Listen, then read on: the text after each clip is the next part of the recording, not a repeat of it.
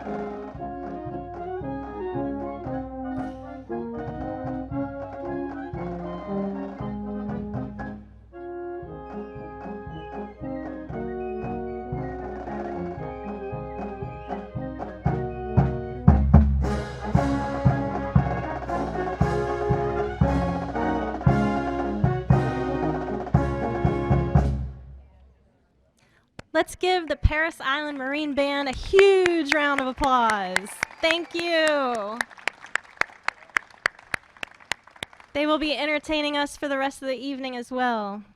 We have a great presentation for you today. Lots of people came together to make this facility happen, and I can't be more ecstatic and grateful for all of the help from the architect, Michael Griffin, from our contractor, Savannah Construction, the Friends of Fort Fremont, who you see in the yellow shirts all around you. Without them, this place would not look nearly as nice as it does today. We're going to go ahead and start with the presentation of colors from the Whale Branch Early College High School Marine Corps JROTC. Oh, please stand.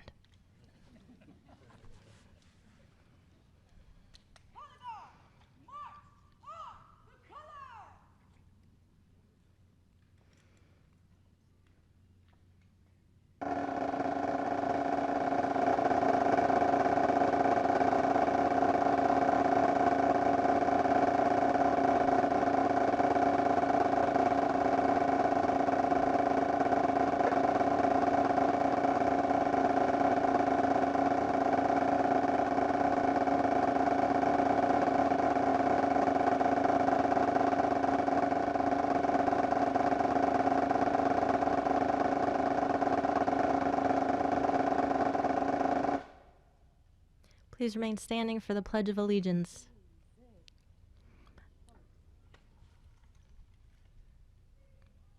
I pledge allegiance to the flag of the United States of America and to the republic for which it stands, one nation, under God, indivisible, with liberty and justice for all.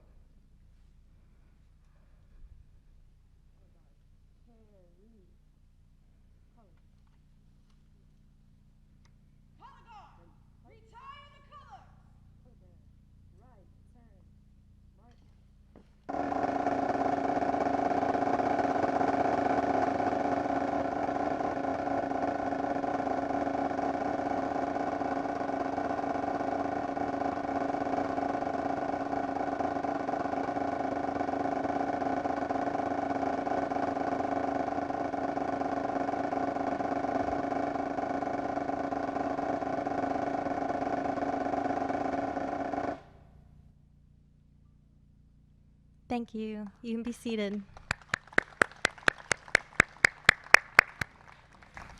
Our next very distinguished and honored guest is Chieftais Queen Quet, and she will be presenting the Gullah Geechee honoring.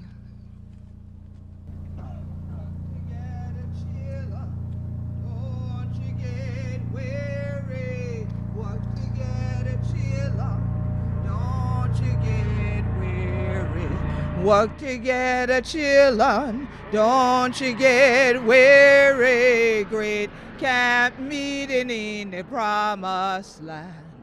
So work together, children, don't you get weary. Work together, children, don't you get weary. Work together, children, don't you get weary. Great camp meeting in the promised land. We're going to work and never get tired. Work and never get tired. Work and never get tired. Great camp meeting in the promised land. This evening, this your great camp meeting. But this your promised land called St. Helena Island in the Gullah Geechee Nation. We're so glad for this your day. And we're the first Gullah Geechee, we're a friend of this your Fort Fremont. And we're glad for do this your for our ancestors who been the one, who been the walk, for build up this your fort. What did they hind plenty on our children what they honor. For them this evening we pour and we say, Ashe. For them on thing. When he took down upon the pledges, he was lay on there, say labor. Yeah, give them no name or nothing like that. We can't yet know his name though. But God know his name yonder. For them this evening, we pour and we say, Ashe. Ashe. For all of them, over there, through that storm, that flooding and thing, come around that time, reconstruction, all this shall be brought up. Life and thing gone. Nobody took them down from the book. Nobody studied what they told. If we say, all of them were there this evening, remember the hand will lay everything with a stand. For them this evening, we pour and we say, Ashe.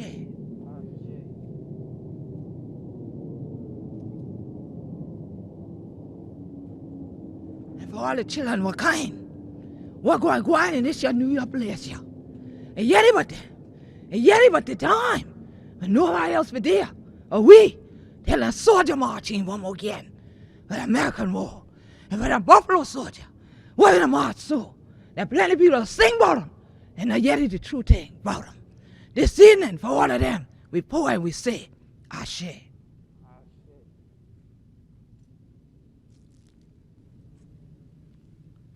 And now, for all the Gullah Geechee ancestors, who been the one who built up this your place, we ask honor for take a moment of silence. Ashe, Ashe, Ashe. And let the church say, Amen. So on behalf of the Gullah Geechee Nation, in case y'all didn't know I could speak your language, I can as well. I want to thank the Friends of Fort Fremont. I want to thank Beaufort County for finally honoring truly this space and this place so that in the future, generations of people coming to St. Helena will even know more than those of us who were born and raised here in St. Helena knew about this fort, including the fact that our ancestors actually were the ones that joined in with those soldiers and they built this place. But as I said to you in Gullah, they were only listed as the local labor. No names, not yet. And we are still yet checking the rolls. But as people come here, we will be telling the story. And we want people to know that we the Binya, we in the Guayna, we're tall. And their blood, sweat, and tears is in every piece of this fort. And my blood, sweat, and tears is in every piece of this building for all the years of serving as a friend of Fort Fremont. So if you wonder why I don't have on a yellow shirt, but you see that tag, you know, being the queen has its perks. So I salute all of you and all the hard work and all the donations and everyone that gave. This is powerful, and do not deny the fact that today you're all a part of making history. Work together, children, don't you get weary. Work together, children, don't you get weary. Work together, children, don't you get weary. Great camp meeting in the promised land. Thank you, Queen Quet. We have a small change up in the welcome addresses. First, we will have the Beaufort County Administrator, Eric Greenway, give his welcome remarks.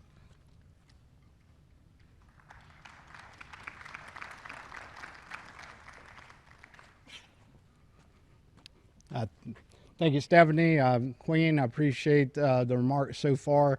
I'm Eric Greenway. I'm the county administrator. I want to extend my appreciation on behalf of Beaufort County to the Friends of Fort Fremont. I don't think this project would have happened without your diligence, your perseverance, your hard work in communicating with us and staying with the staff. I want to thank Stephanie for her hard work. Tony Crisatello, who preceded me as planning director, I want to thank him as well. This is a culmination of a lot of effort over many years. It's an important facility to the county. It's a important part of our passive parks program. And Stephanie, as our passive parks manager, has done an excellent job of pulling this all together. The Friends of Fort Fremont have done an excellent job in supporting this project. Our county council has supported the project. Our staff has supported the project. Our capital improvements team, Jared Fralix, Brittany Fields, Andrea Atherton, Mark Rosenau, all of those folks have put tireless effort and many hours into this project. And I'm thankful to finally be at this point to open up this facility. And I'm even more thankful, and I guess Stephanie might have planned it this way, for it to be occurring on this week where we celebrate or honor our veterans through Veterans Day. And I am greatly appreciative of all the veterans that served us in the past, that serve us today, and that will come in our future. So thank you all very much. Thank you for being here as we open this beautiful facility. Stephanie, thank you.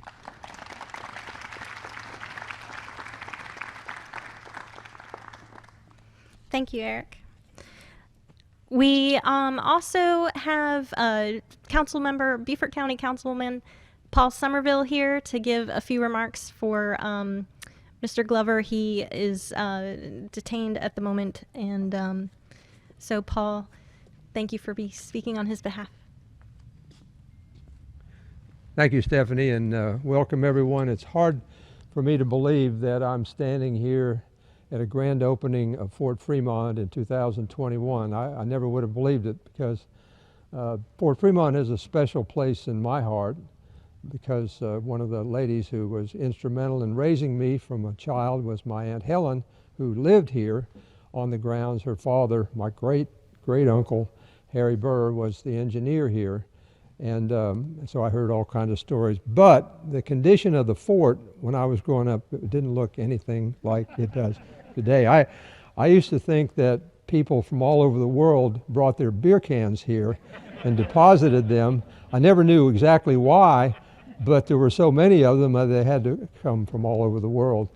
But if you, those of you who remember what this fort looked like just a few years ago, compared to what it looks like today, it's beyond miraculous. It's unbelievable, the metamorphosis that this fort has undergone by the incredibly hard work of the Friends of Fort Fremont and some of the Beaufort County staff and others. I think I may have gotten my first kiss here. I'm not sure about that, but it is possible. I certainly had at least one kiss here. In my misspent youth. So, but anyway, thank you for all of the hard work the many Friends of Fort Fremont have put into this for a long, long time, and the support from the Beaufort County staff. And it's an honor for me to be here today. And Aunt Helen, wherever you are, you wouldn't believe what this place looks like today. So thank you.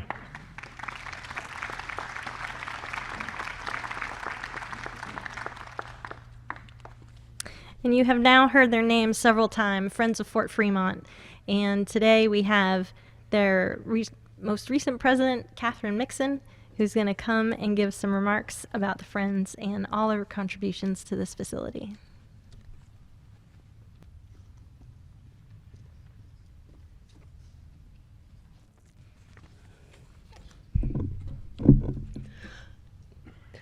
Good afternoon, and thank you so much for coming to our grand opening. At this time, I would like to ask all past presidents to either stand or raise your hand. Please give them a big hand.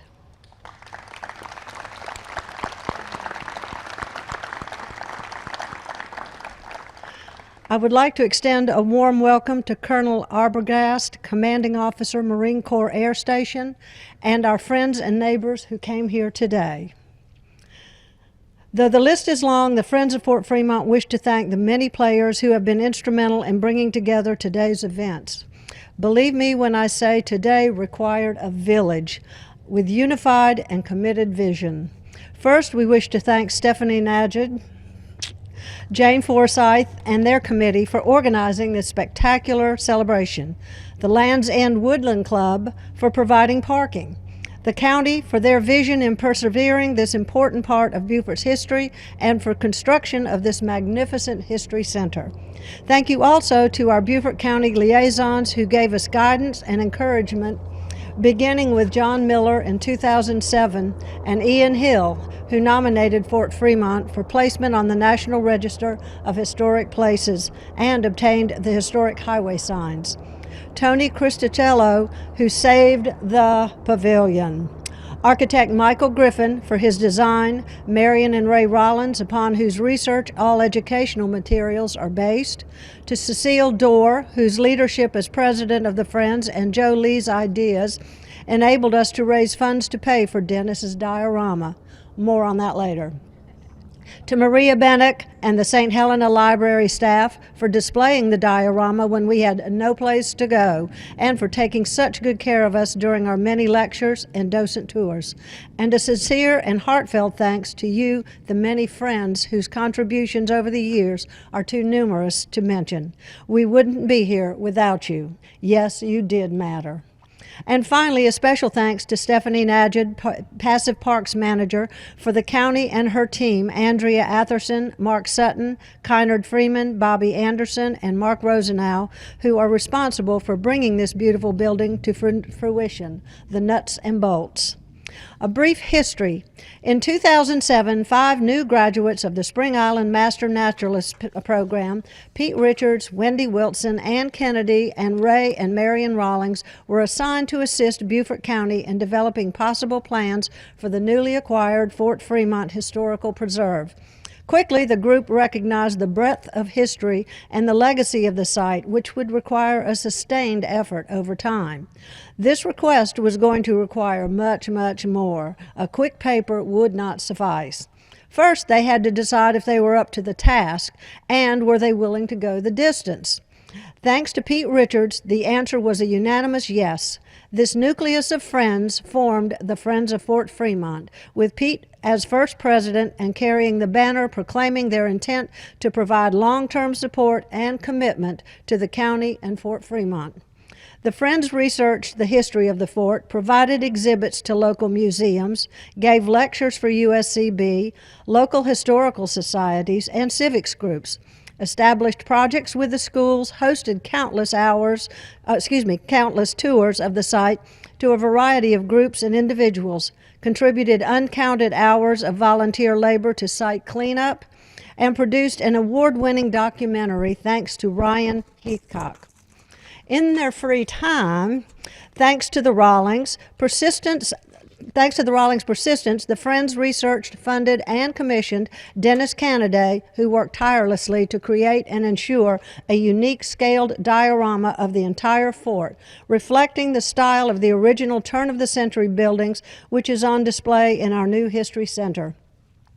And if this was not enough, the Friends, putting on their master naturalist hats, established the historical/native tree identification plaques and a meticulous and well-researched listing of indigenous plants to be planted on the grounds. Then, under the helm of Rod Kesting, it was finally time for the legal documentation. Through designated committees, the Memorandum of Understanding and Facilities Use Agreement were developed and approved by County Council. We were well on our way to seeing Pete's vision become a true reality. Then in 2019 and in 2021, it was my turn. What a legacy to step into. How do you top what they had already achieved? I guess my term can best be described as where the rubber meets the road.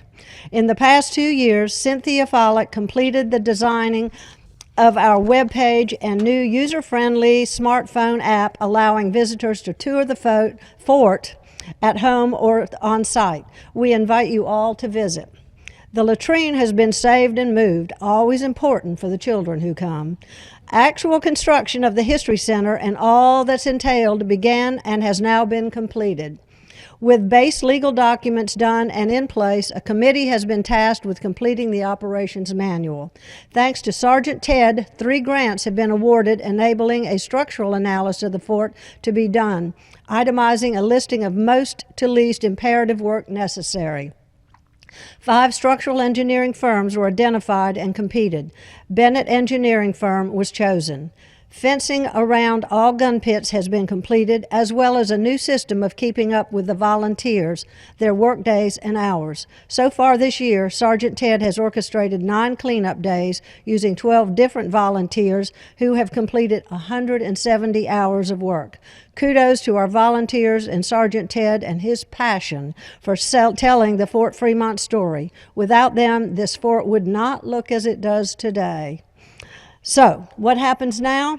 In January, I humbly step down and Wendy Wilson, a founding member, comes to the helm, assuring Fort Fremont is in good and capable hands. Wendy has been by my side and much of the force behind the past 2 years' accomplishments. To say I couldn't have done it without her is a huge understatement. Thank you, Wendy, for all you did for me and the future of Fort Fremont. You are the absolute best.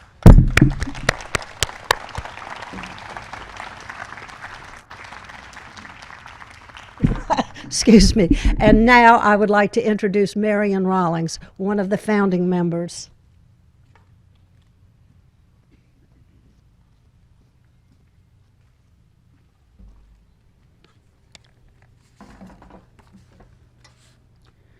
Good afternoon. We're certainly glad to have all of you here. Charles Handy, an Irish philosopher, has said, "Citizenship is the chance to make a difference in the place where you belong."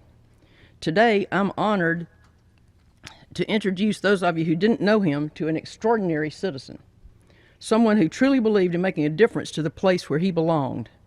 My dear friend, the late Earl Peter Richards. Pete Richards grew up in metropolitan Philadelphia, Pennsylvania.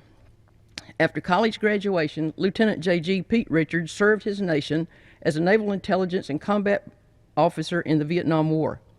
In the midst of combat, these river patrol boats, called the River Rats, were operated to disrupt enemy use of the rivers and to insert and extract Navy SEAL teams.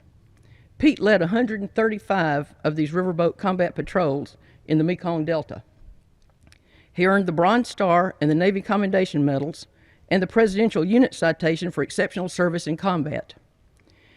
In the criterion for his Bronze Star, we find these words, and I'll just quote you a few of them. He spent long hours formulating training lectures and safety regulations and administrative material to instruct the newly formed boat crews how to maintain continually high level of combat effectiveness, exposing himself to enemy fire. He captured Russian ammunition, uniforms, and documents.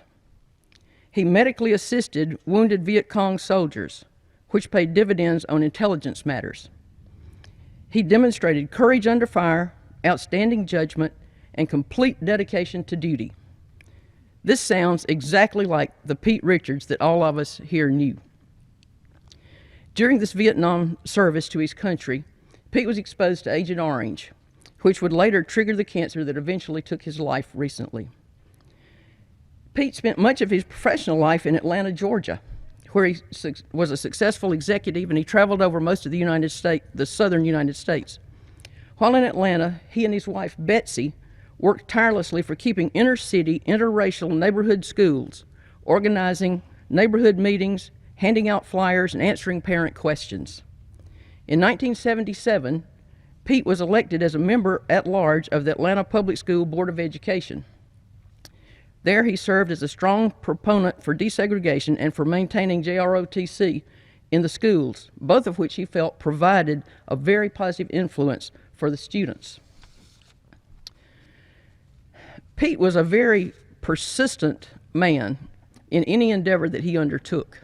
Any of you who knew him know that. Let me just give you an example of his persistence in Atlanta. You can hear his family laughing there. They know Pete. In one neighborhood, the parents wanted the old neighborhood school renovated and then expanded by purchasing some nearby lots that had been condemned for an interstate route, and they were owned by the Georgia DOT. These two men met with the superintendent, who tried unsuccessfully. Well, Pete they spoke to their school board member and the member at large, who was Pete.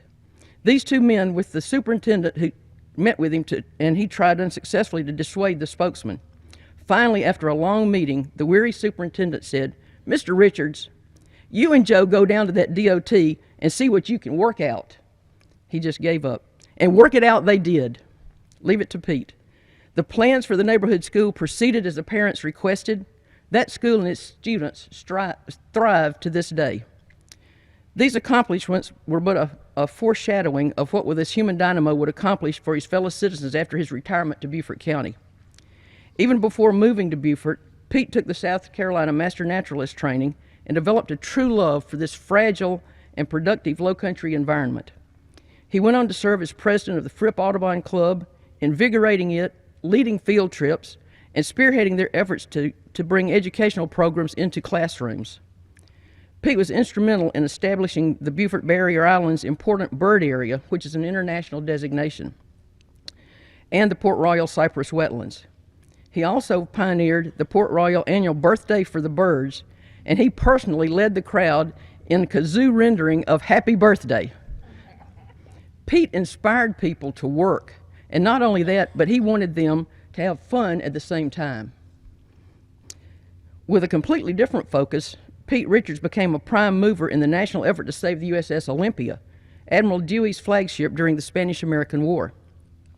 This flagship also conveyed the remains of the American unknown soldier from France to its final resting place at the Tomb of the Unknown Soldier in Arlington Cemetery. Pete helped save the Olympia from becoming an underwater reef because he felt this magnificent ship was a treasure to be kept for future generations. But possibly his most significant volunteer service was related to this very site on which we're standing and sitting today, the Fort Fremont Historical Preserve. In 2007, when Beaufort County government and the Master Naturalist Program partnered to help with development of parks of various county-owned lands, Pete Richards selected Fort Fremont, and he contacted 4 fellow Master Naturalist graduates to join his team. Our purpose was to help the county assess what could be done with the Fort Fremont property. At this time, in 2007, the prevailing local wisdom and newspapers saw Fort Fremont as insignificant, saying, "There's no history there." In fact, the county's plan in 2007 was to erect a 20-foot chain link fence around the batteries and allow the ruins to die from benign neglect. This is what Pete Richards overcame. Our small band of master naturalists followed our intrepid leader on numerous meetings around a card table right over between the batteries here on the site. We had trips to Fort Screbbin on Tivy Island, another Endicott-era fort, to Michael Griffin's office, the architect, down in Bluffton, and to a myriad of meetings with Beaufort County officials. We developed planning documents, guidelines, maps, conducted structural assessments, provided monthly status and needs reports to the county, developed distributed posters, handouts, and rack cards for visitors. Pete Richards soon saw a need for an advocacy group for the fort, so he proposed we establish the Friends of Fort Fremont, a 501c3 organization, which we did. As a nonprofit organization, the Friends have raised money to support many projects for the benefit of the Fort Fremont Preserve. Since 2008, the Friends have conducted historical research to establish the factual context of the fort in local, national, and international trends. This particular fort provides an historical snapshot of the state-of-the-art defense and military engineering at the beginning of the 20th century. Fort Fremont had not only state-of-the-art weaponry in its guns and its submarine mines, but it generated its own electricity and had telephones and even a forerunner to the fax machine. And this is in 1898 to 1900 we're talking. Fort Fremont was to its era what the aircraft carrier was to World War II or the ICBM to the Cold War. This particular fort here at Fort Fremont is extra special too because it was never overbuilt in a war that came afterwards. so many of the Spanish American forts were, and it's so hard to see what was there. So we have a true snapshot in time here at Fort Fremont. Under Pete Richards' visionary leadership and guidance, the Friends have made great strides in supporting Beaufort County. And Kathy gave you a listing. I'll just go over it quickly. Safety and maintenance projects have been tackled by the Friends of Fort Fremont. Historical exhibits have been displayed at local museums, and our most notable was 2012 at the Verdier House when we had an exhibit entitled Fort Fremont, Homeland Security, circa 1898. Many lectures have been given at USCB and for history groups and citizens.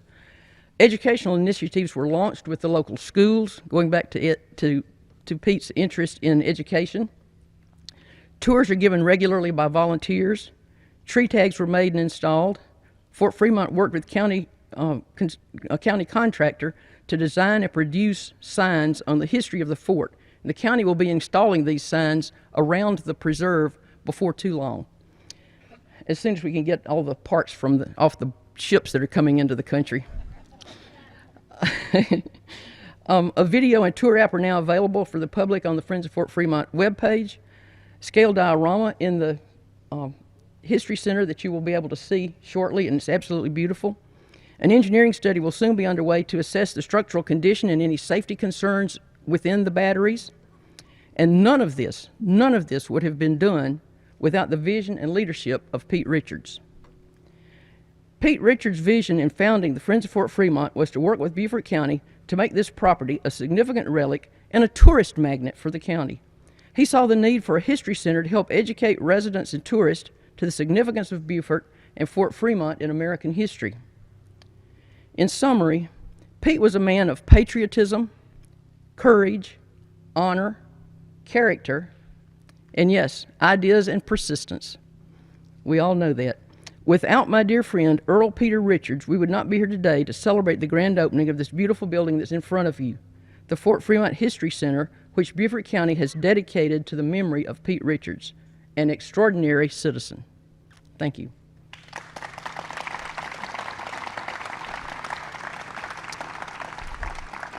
Now, I would like to ask Pete's wife, Betsy, to come up, and daughter, Patty.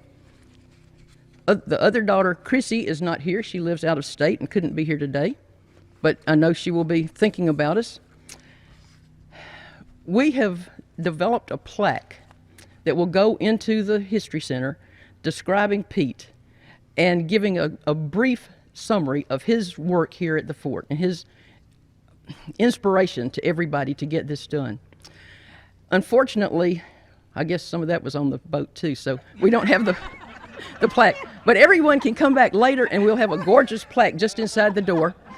And we will also have a nice wife's plaque for Betsy that will be a simple replica of the plaque inside.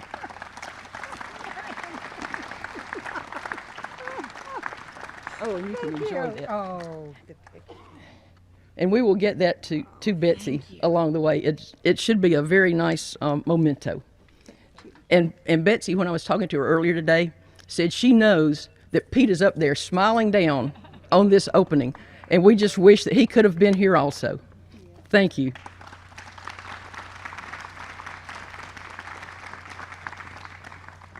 Thank you, Katherine. Thank you, Marion. Thank you for Pete's family to be here today. It's definitely an honor to meet you all. So that concludes our opening, our welcome remarks. Because of the setting, we don't really have a ribbon that can stretch the whole fort wide. So we have various docent stations set up. There's docent stations inside the exhibit hall for the diorama. We have Friends volunteer and Dennis in there who made the diorama himself, so he's there to answer questions and talk about that. We have various stations set up along the pathway here with other Friends members who are here to tell you some more history about the fort. Obviously, the Parris Island Marine Band is on our back patio and will serenade us with some entertainment here. And if there are any refreshments left over, they will be at the pavilion. We might have some cider and we might have some water, but maybe a couple veggie wraps.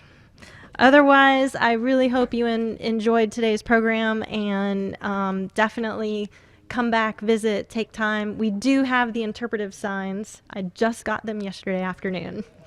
So they will be put up within the next couple of weeks for sure. Thank you all for coming. Greatly appreciate it.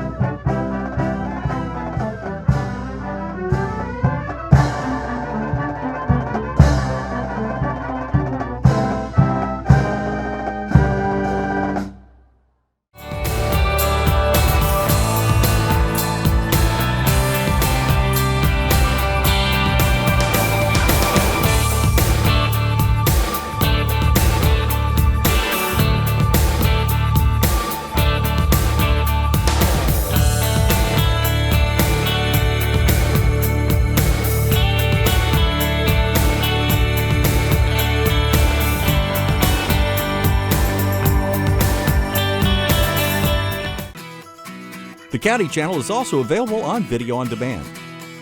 Go to BeaufortCountySC.gov, scroll down to Public Meetings, click Watch Now, and then click the Video on Demand button and select your program from the list. Call the meeting to order. If you'd like a DVD of this program, click on the link on the right and fill out the order form. And thank you for watching the County Channel. Here's what's happening in Beaufort County.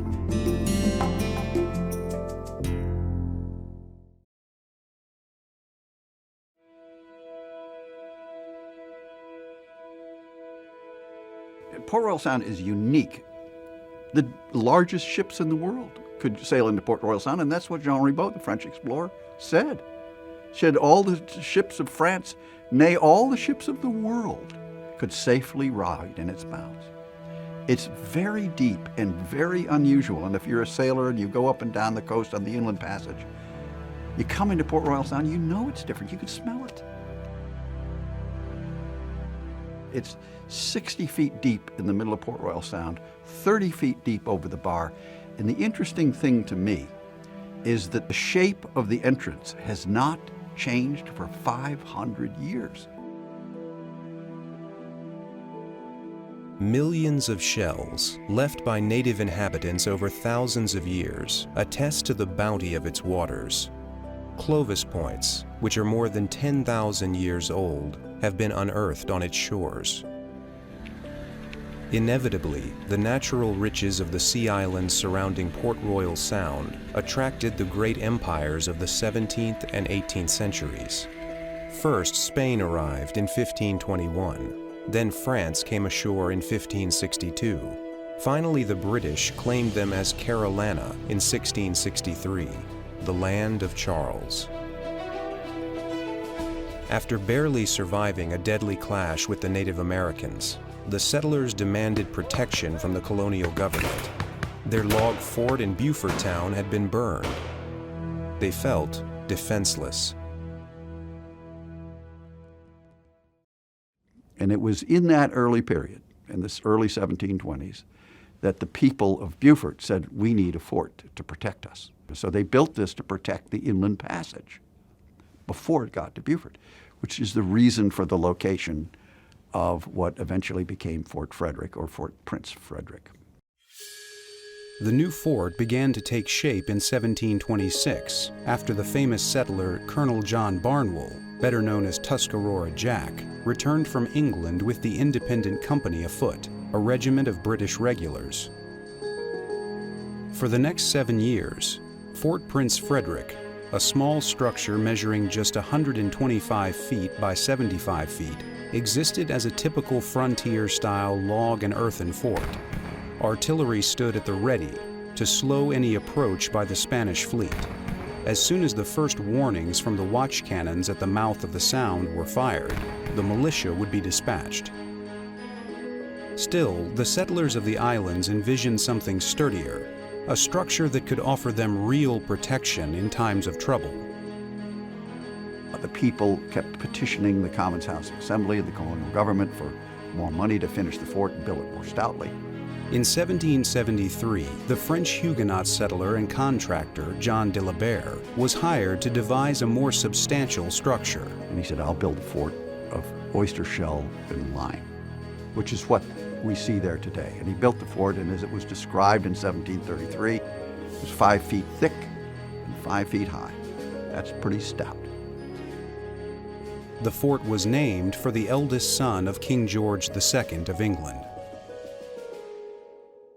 So Fort Prince Frederick, which is his formal name, was built in 1726, completed in 1733, probably abandoned by 1740. It had that short a history.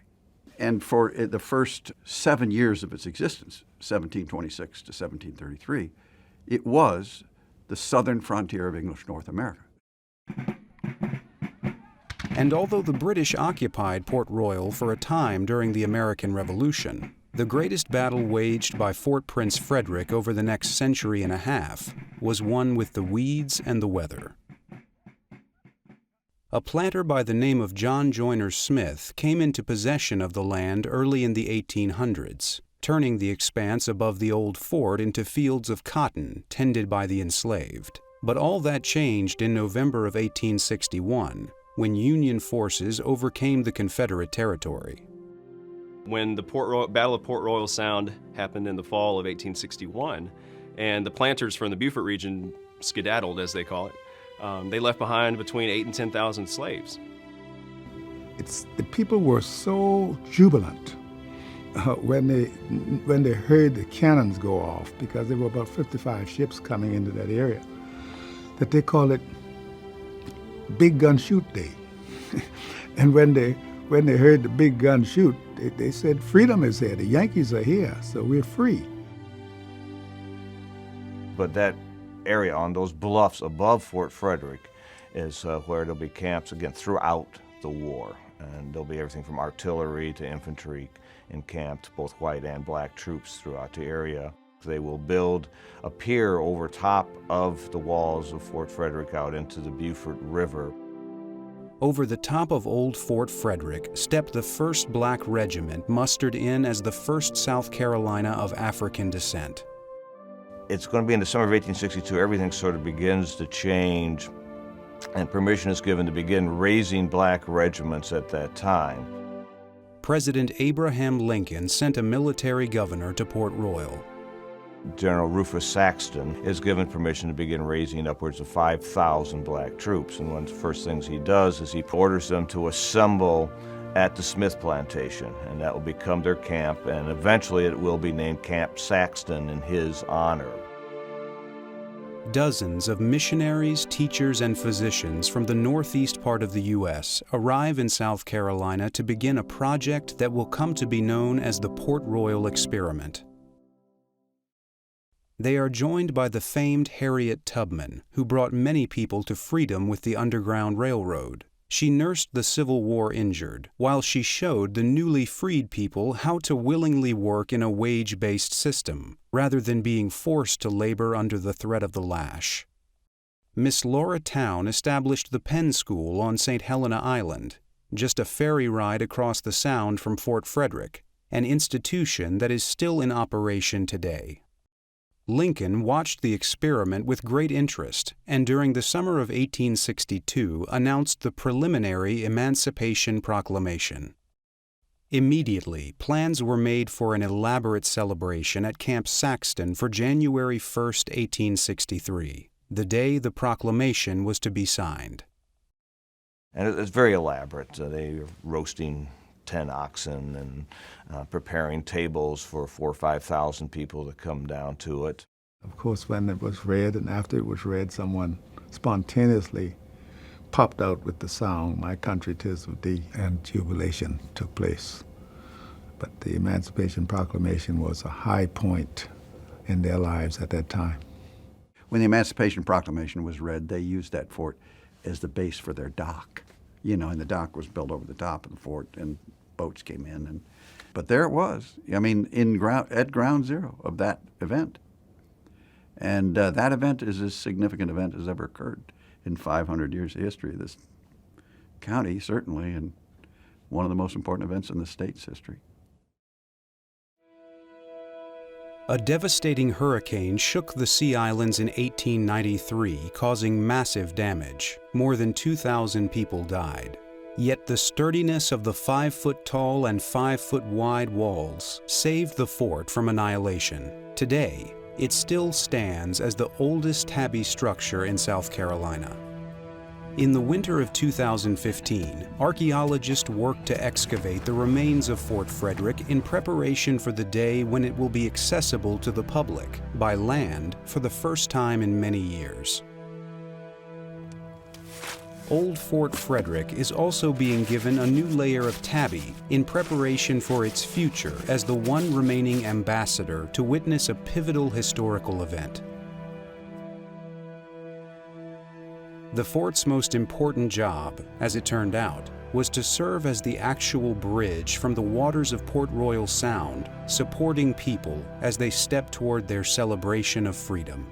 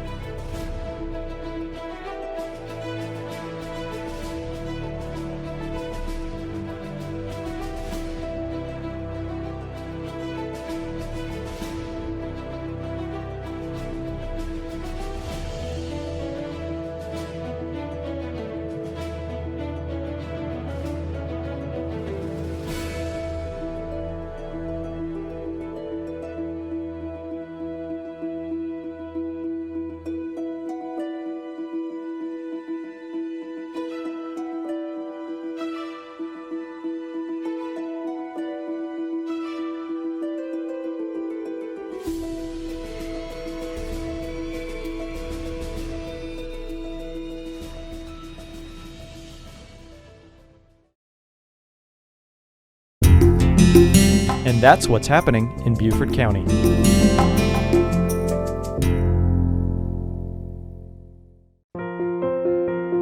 Hi, my name is Art Bayer. I'm a volunteer member of the Rural and Critical Lands Preservation Board. Before moving to South Carolina, I had the opportunity to view rapid growth not being always optimized with the conservation of natural resources. When I moved here, I decided I wanted to be part of the future planning to ensure that balance. The Rural and Critical Lands Preservation Board has given me the opportunity to have a voice on this issue for Beaufort County. Nowhere in the United States that I've ever been have I seen such a dedicated effort to conserve resources. All of us need to be involved in the governing process. That is why I volunteered. It's important to me and it's important to my family. I hope you all will consider taking the opportunity to also volunteer your talents and your time. To see a listing of Beaufort County's agencies, boards, and commissions, or to fill out an application, visit www.beaufortcountysc.gov/boards and commissions.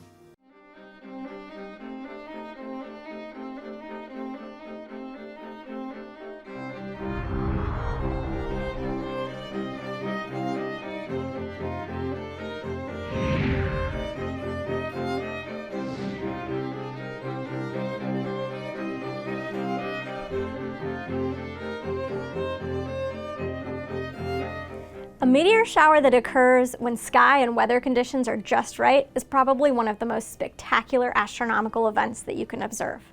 During a good show, sometimes hundreds of shooting stars and fireballs streak across the sky every hour. A meteoroid is basically a rock flying around in outer space. If one of those space rocks enters the Earth's atmosphere, it is then called a meteor. The Earth's gravity pulls the meteor towards it, and the resistance the meteor experiences makes it very, very hot. What we see from the ground is actually the glowing hot air around the superhot space rock as it enters the Earth's atmosphere. Most meteors come from debris left behind from comets. So comets are basically dirty snowballs that are orbiting around our solar system. And they're made up of different components like gas and dust and ice and little bits of rocks and things like that. So what we're going to do is we're going to make a model comet here in the lab so you guys can see the different components of a comet and see how, as that comet melts when it gets close to the sun, it sheds debris that eventually will become a meteor shower. So we're going to start out with just water, and water is made up of hydrogen and oxygen, the same elements that were present in the very early formation of the solar system. Comets also contain space dust, and that's like minerals and stuff like that. Now I have some regular old dirt to represent the space dust. You have to keep in mind that dirt here on Earth contains living things like fungi and bacteria, which would not be present in a comet. It would just be the minerals. I'm going to put just a little bit of the dirt in there. And then the comets also contain organic materials. So things that contain carbon, hydrogen, oxygen, nitrogen. Basically the elements that make up the vast majority of life are those organic compounds. And so even in the early formation of the solar system, there were some very simple sugars present. So we're actually using soda to represent those sugars. And then ammonia, which is the same kind of stuff that makes window cleaner so stinky. That's another organic material that you might find in the comet. I'm going to stir up our ingredients to get it all evenly mixed because they're all mixed up together. And outer space is generally really cold. So the comet's also going to contain carbon dioxide, but when it's far away from the sun, it's frozen solid. So have you guys ever seen dry ice?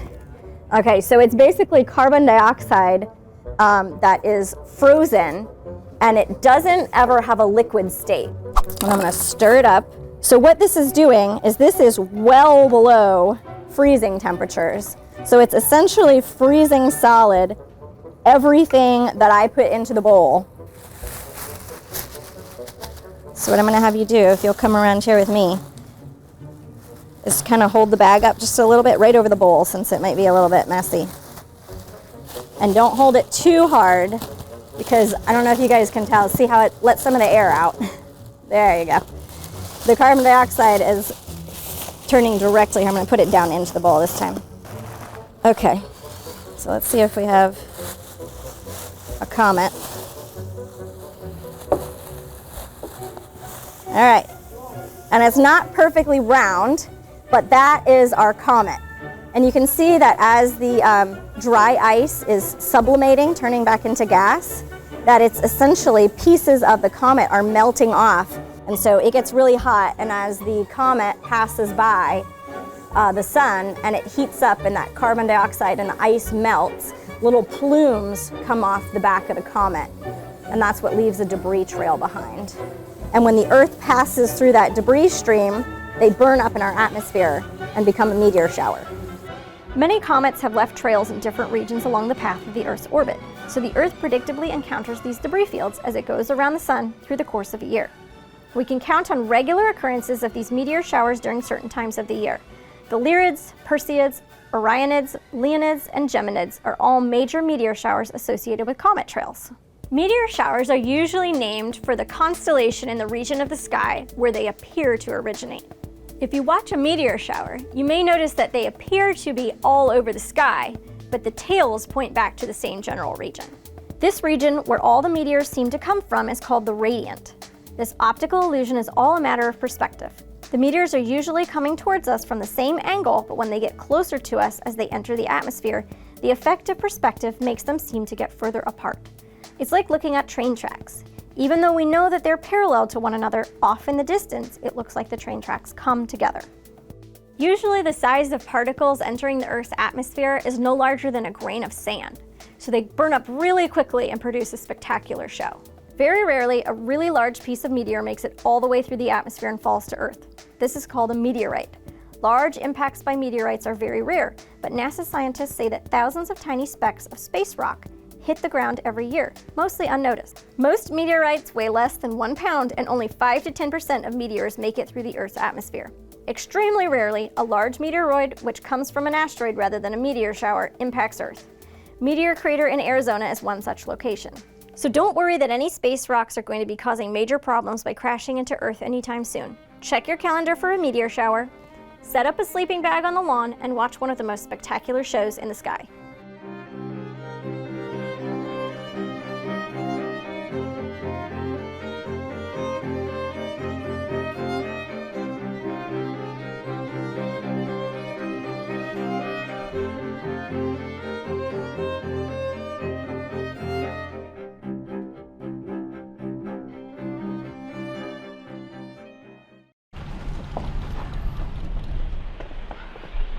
Got a quarter?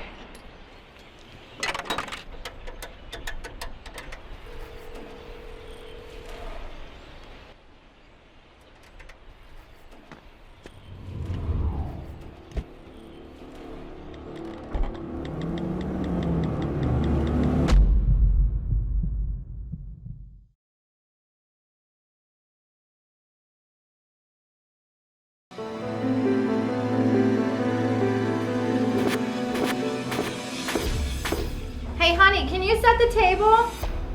Dale! 911, where's your emergency? My husband, he's laying on the floor in the bathroom. He's not breathing. All right, we have someone en route, okay? Do you know how to do CPR? I mean, I learned it a long time ago. I need you to start CPR, okay? I'm gonna stay on the line. I'm gonna walk you through it.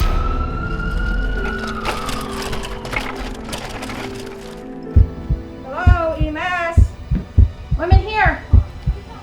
Let's put him on the monitor. Hey, agent. Dispatch, EMS 1, notify the coroner.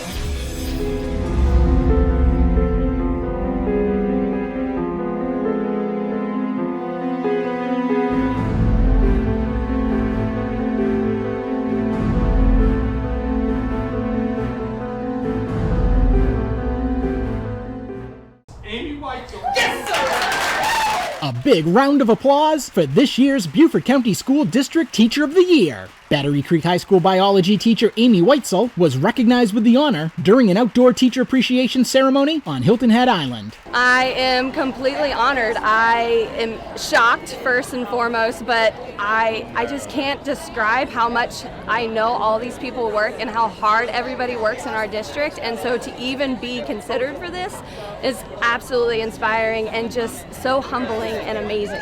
Amy says teaching is her passion and she loves inspiring students. Battery Creek is a Leader in Me school, and it's all about showing students that they are leaders, and that's what brings me back. Like, the kids have it. The kids are where we're going to be in the future, and so watching them figure out how to do something, watching them grasp a really hard concept, or even step up to be a leader is why I want to be there every single day, and why I laugh all the time, and why I go back, and why I appreciate being a teacher, and I love it. Amy has been teaching for 9 years, the last 4 in our district. She is just incredible with our students. She believes in the whole student. She educates their hearts as much as their minds. She's very hands-on in the classroom, wanting the students to learn through doing. And out beyond her classes, she's teaching kids all the time through how she acts, behaves, interacts. She leads our student lead team for Leader in Me, and she's always willing to help. She's been a district mentor of the month. I mean, she literally is involved in all aspects of the school, and we just are so grateful and proud of her. During the ceremony, every school's 2021-2022 Teacher of the Year was recognized. On Hilton Head Island, Ron Lopes, Beaufort County School District.